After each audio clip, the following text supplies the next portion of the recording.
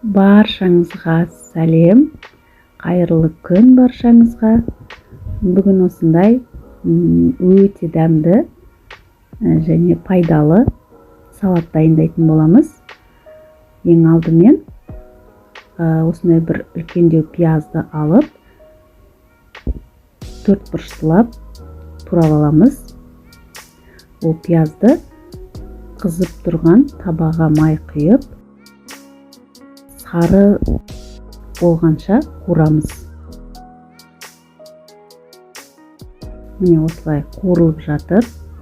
Менің каналыма тіркеліп, қоңыраушаны басып қойды ұмытпаңыздар. Тура осындай түс шыққанша қуырамыз. Ендігі кезекте тұздалған қиярды төртбұрыштылап тураймыз. Описанияға ингредиенттерін қалдырып кетемін. Описание бөлімінде түрлі салаттардың түрі бар. Кіріп көріп, менімен бірге дайындап көріңіздер.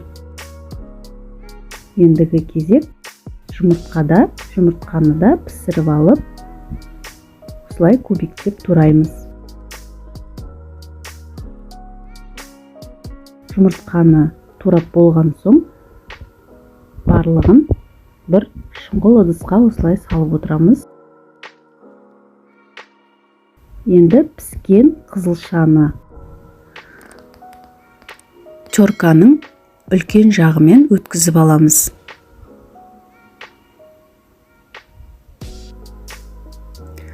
Өте керемет салат.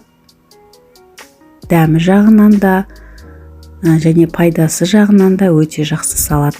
Барлығын турап болған соң, үстіне свежий укроп, петрушка қоссаңыздар болады. Менде свежий болмағандықтан мен дайын кептірілген укропты пайдаландым.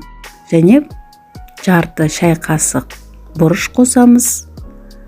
Қуырылған пиязымызды қосамыз майымен бірге.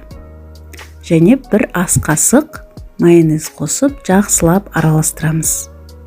Міне осындай әдемі түсті салатымыз шықты.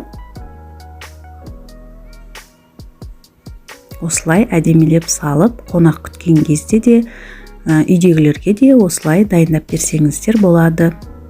Сіздерге видео рецепт ұнап жатса, менің каналыма тіркеліп, қоңыраушаны басып, WhatsApp желісіне таратып отыруларыңызды сұраймын.